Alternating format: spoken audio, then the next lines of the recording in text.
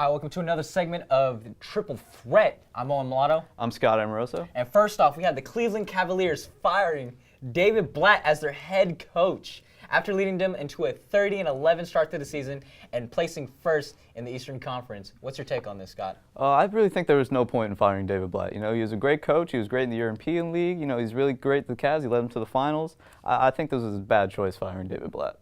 Tyrone Lue promoted as head coach. Do you think that he will carry on his momentum towards after the All-Star break? I think his new strategy of getting Kevin Love more involved in the offensive game plan, I think it's a good choice. I think it's really going to pay off after the All-Star break and well through if they make it to the finals. Absolutely. In my opinion, I think this was a great turnout. I think it's all on the players' mind and perspective that they need it more than the coach does. And as long as they stay hungry, there's no question about it that they will lead themselves into a playoff spot. Another big thing in the news, Blake Griffin punched an assistant manager right in the face. Really hard. What do you think about this? Honestly, we already have Jahlil Okafor with leading bar fights in the NBA. We don't need this. This is honestly the worst thing that he's ever done, besides the Kia commercials, might I add. But this is very unnecessary. This is something that we do not need in the NBA right now. And leading on to the All-Star weekend, this is atrocious, honestly. Yeah, I think this says a lot about Blake Griffin's character as a person and how the organization conducts itself with its players. I think it's just you can't do that. You can't let that happen. Unexcusable. And lastly, we have the All-Star reserves and starters. So for the East, the starting is Kyle Lowry, Dwayne Wade, LeBron James, Paul George, and Carmelo Anthony.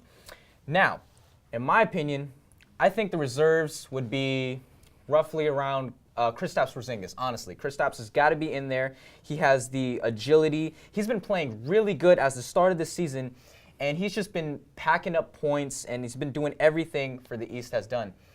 And Jimmy Butler has got to be in there. He's been absolutely amazing. He's been doing absolutely best for the Chicago Bulls. Derrick Rose has got to be one of them too.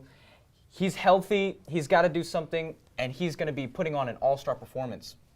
Well, as we have for the West, the starters for the West are Stephen Curry, Russell Westbrook, Kobe Bryant, obviously he led in the vote getting. Absolutely. Then we have Kawhi Leonard and Kevin Durant.